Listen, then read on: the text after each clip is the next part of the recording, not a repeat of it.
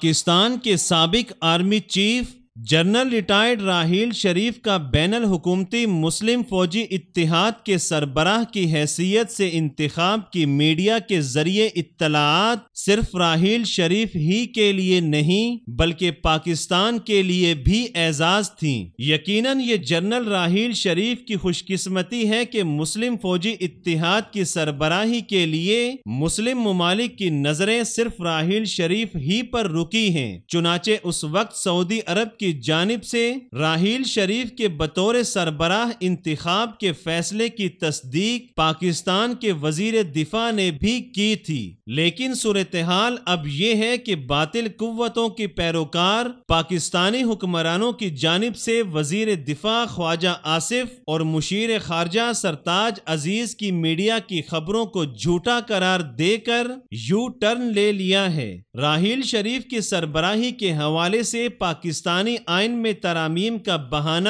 سربراہی کے معاملے میں خلل پیدا کرنا ہے تاکہ صہیونی قوتوں کے مظالم سے مظلوم مسلمانوں کو بچانے کی کوششوں میں رکاوٹ آ جائے اور مسلم فوجی اتحاد ناکام ہو کر دم توڑ جائے۔ اس میں شک نہیں ہے کہ راحیل شریف کی سربراہی کے فیصلے میں طاغوتی قوتوں کو اپنی موت دکھائی دیتی ہے، اس لیے پاکستان کے اندر و باہر فرقہ پرست عناصر کی جانب سے راحیل شریف کو سخت ناجائز تنقید کا نشانہ بنایا جا رہا ہے۔ سربراہی کے فیصلے کو پاکستان کے مخالفین کی طرف سے تضاد بنا کر پاکستان کو راحیل شریف کی سربراہی جیسے اعزاز سے محروم کرنے کی کوششوں پر حکومت پاکستان کی خاموشی اسلام دشمن عناصر کا ساتھ دینے کے مترادف ہے۔ دیکھا جائے تو ایسی مخالفت سے اگر پاکستان اتحادی فوج کی سربراہی سے علیحدہ ہو گیا یا کر دیا گیا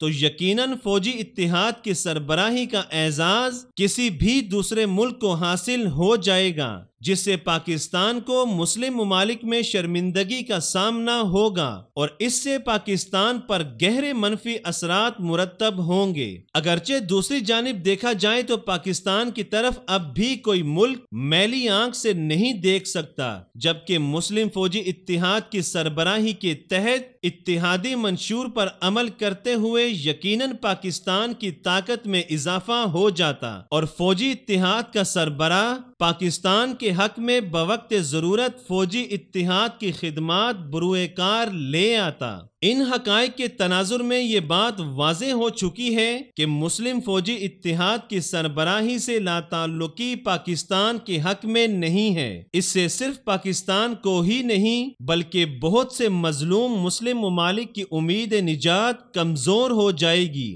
یقیناً یہ لا تعلقی پاکستان کو عالم اسلام میں اکیلا کر دے گی، کیونکہ اگر آج ہم مظلوم مسلمانوں کے لیے مثبت فیصلوں کا خیر مقدم نہ کریں گے تو کل خدا نخواستہ پاکستان پر ایسا وقت آیا تو شاید ہی کوئی ملک ہماری مدد کرنے پر آمادہ ہو۔ اب بھی وقت ہے کہ پاکستان اس ضمن میں فوری مثبت فیصلے کر کے اپنا کردار ادا کرتے ہوئے پاکستانی عوام کا سر فخر سے بلند کرے۔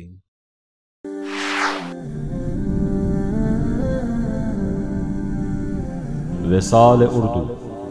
حق کا راہی